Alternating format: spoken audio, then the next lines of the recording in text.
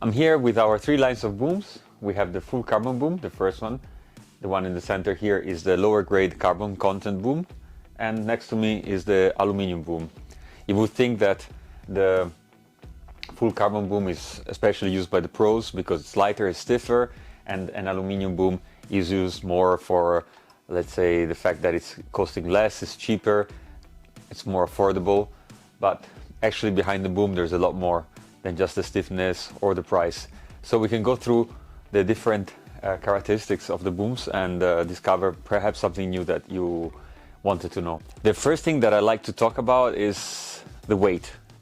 For sure you think that the full carbon boom is actually lighter than aluminum boom, but the truth is that between carbon boom and aluminum boom is just about grams.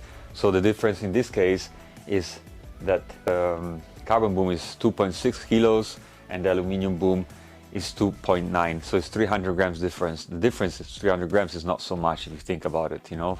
I mean, for the difference in price, 300 grams is actually not worth it. So there's a lot more than just the weight. Often the weight is not the winning characteristics of a boom. So, you know, a lot of times like, oh, this is light and this is stiff. No, it's not like this, it doesn't work like this.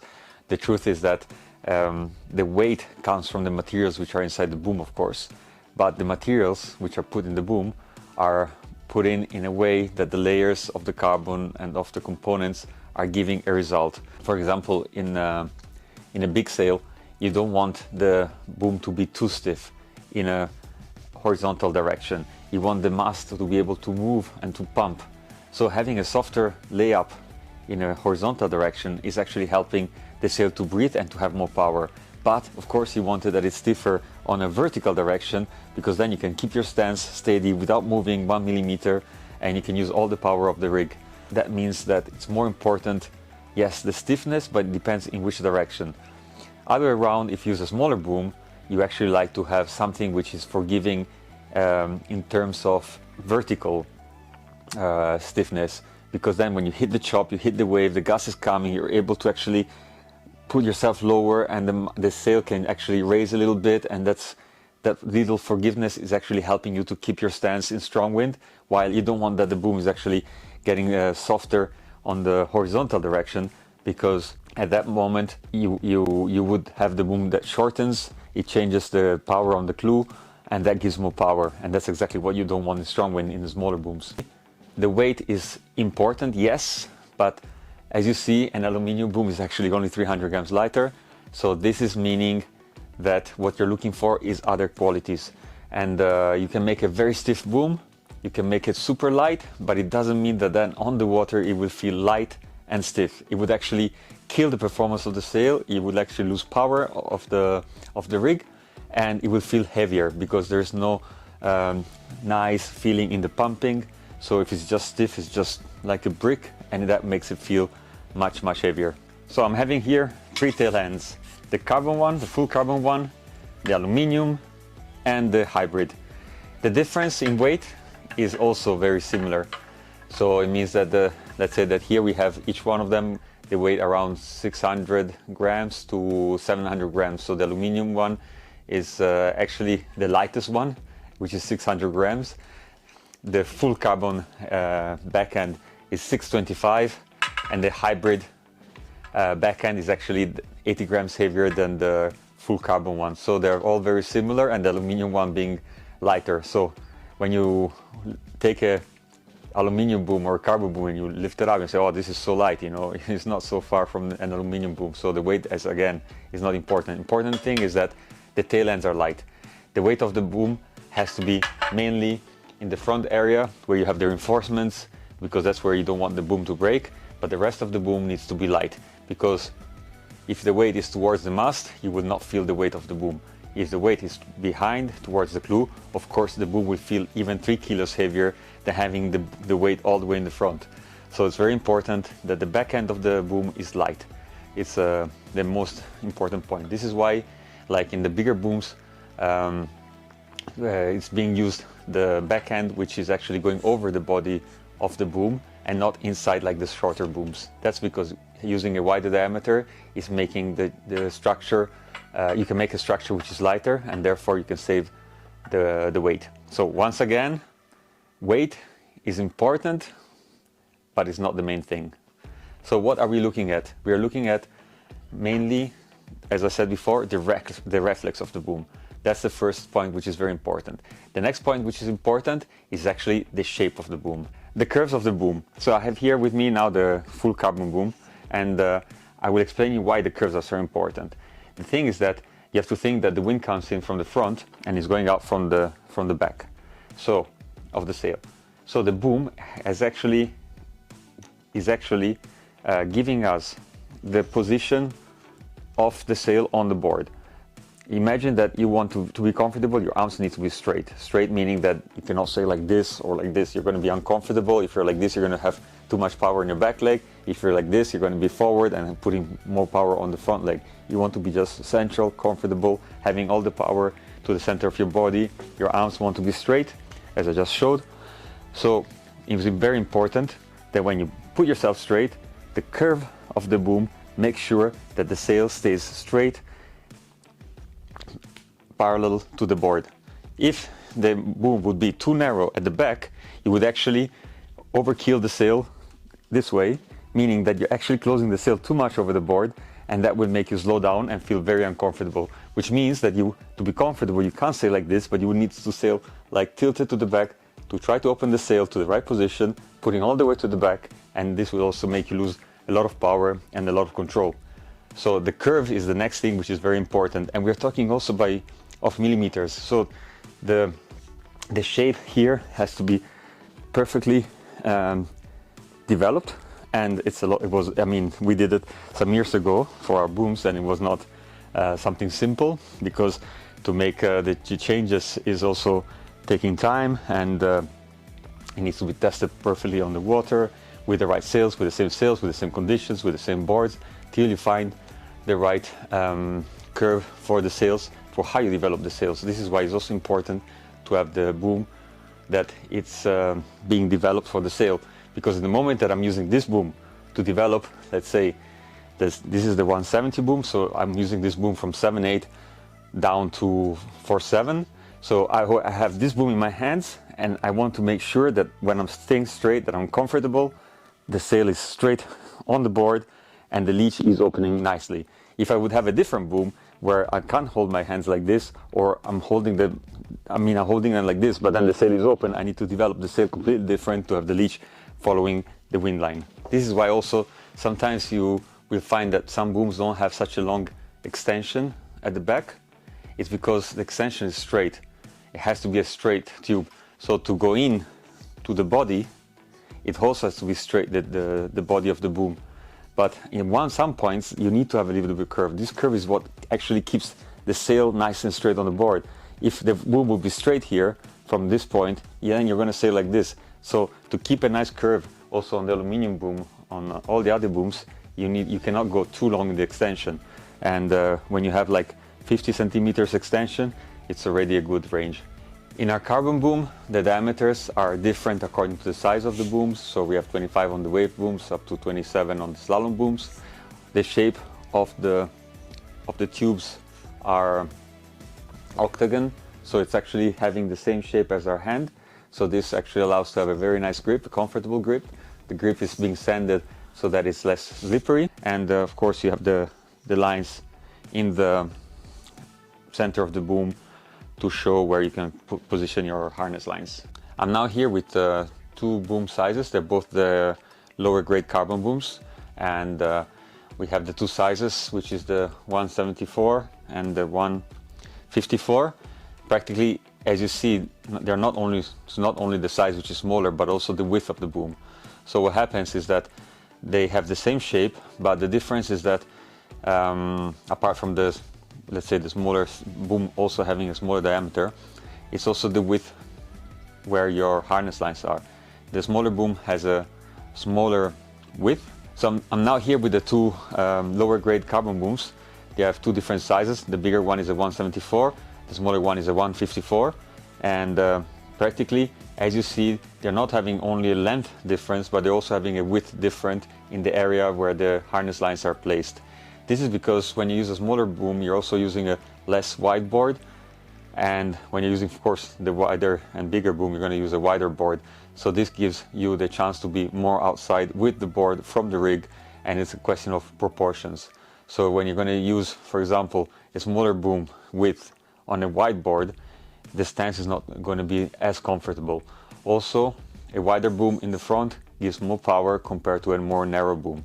So let's say the bigger the size you go, the wider the boom gets to get more power. But actually the power is coming also from the tail width. So if you take, for example, two slalom booms, I have here with me now two backends. This one is from the 170 carbon slalom boom, and this is from the 190 carbon boom. As you see, the width in this case is also wider for the 190 slalom boom compared to the smaller 170, because also the backhand being wider actually gives power. We could also use this tail on a wider boom, but you will immediately feel like less backhand, and that's not what you really want in lighter winds with the bigger sails. And of course you don't want a wide boom and wide backhand on a smaller sail in a strong wind, because you will have too much power. So everything is proportional according to the width of the booms, of the tail ends, is all proportional according to the sail you're using. And this is also a lot of testing, because of course, you know, you could just go from this size to just having 1 centimeter wider or smaller, and therefore you have a lot of options, and this is developed and it's all tested to give you the best compromise for the sails that they're going to be used in. Let's talk about the head of the boom. This is another very important part of the boom, because it's what connects the boom to the mast. And this transmission needs to be calculated as well, and practically it has to be a fixed point. So once you choose your head, then the whole rig is actually built that the head is working as well good, from the boom arms to the mast to the sail. So it's part of the integrated rig. If you change the head of the boom, the whole performance of the rig will change, and it can be big differences. So once you balance the stiffness and reflex of the boom with this head, with the mast that you're using, which is developed with the curves for that sail, the sail developed on that mast which connects to the head of the boom to the boom arms. This is all very important. This is why it's called integrated rig, and this is why we're always pushing our clients to buy the right components, because it's all making a difference. Practically, the head has more roles. One is, of course, integrating the full rig. The other one is the safety of the boom, because you can have a head which looks very nice, maybe with nice wings and everything that I will show you soon, but it could also be damaging the mast, meaning that this one looks very simple, but the shape of the head, the pressure that puts to the mast, it's very good for the life of the mast, meaning that if you catapult, if you put too much tension on it, if you don't put enough tension on it, it will just give always a nice pressure to the mast that it will not make the mast suffer during a catapult, as I said before, or like putting pressure just in one side of the boom head, meaning that you're putting pressure just on one side of the mast, which makes the mast suffer, and with time it can be also like creating problems to the structure of the mast. So for our slalom booms, we are using this head, which is very simple, but at the same time, as I said before, it gives the perfect transmission to the mast. It gives the freedom, being the right size right here, it gives the right freedom to the mast to breathe. So the mast is actually breathing nicely, easier, and it works in perfect harmony with the rest of the rig. So what we talked about was this front head of the boom, which we are using for our slalom booms, and actually this is the head that we are using on our wave boom. So we do have a head which has higher wings, is taking more part of the mast, but we're only using it for our wave booms. The reason is that we have the RDM adapter inside, which gives this kind of forgiveness to the head. Even if it's a stiffer head, it has more grip, so when you're jumping really high and you're landing and you're doing a lot of vertical moves, this one is giving a little bit more stability from the boom to the mast, and it does not alter or let's say strangle the mast in performance. So we tested this also on our slalom booms and we didn't like it. It's making the boom feel stiffer, but it was at the same time killing the performance of the upwind and of the planing and of the pumping. So this is why we kept using this on the slalom booms. While with this one, on the wave boom, you actually get that extra stiffness and direct feeling that you're looking for when executing maneuvers. We have behind the double pins. This means that there are 2 pins at the back of each clip, which gives more stability to the back end and is also not giving too much pressure to the drilled holes of the back end, because having 2, the forces are distributed better, and with 1 you could get actually too much pressure on 1 hole only and on 1 pin, and this could create problems with time. With 2 pins this is not happening. The holes are also pretty wide, the pins are wide as well, so there's more area for the pressure to be applied on without putting too much pressure on a smaller area. On the back end of the boom we have also the clip, which has a automatic system for placing the adjustable out holes without having to undo the knots. Each back end has the protection on the side so that when you're rigging the sails it's not scratching the carbon. So how to choose your boom? It's kind of simple. First thing is budget, of course, and the second thing is also actually looking for what you actually need. The full carbon boom is giving you that extra reflex. Reflex equals to acceleration. Acceleration in a rig means having a lighter feeling in your hands. So when you go then to a lower grade carbon or to a aluminium boom, you're going to have less acceleration. So when the gust comes, the rig will take a little bit longer to respond, and then you will have this extra power into your arms, which you will feel as, let's say, a little bit more weight.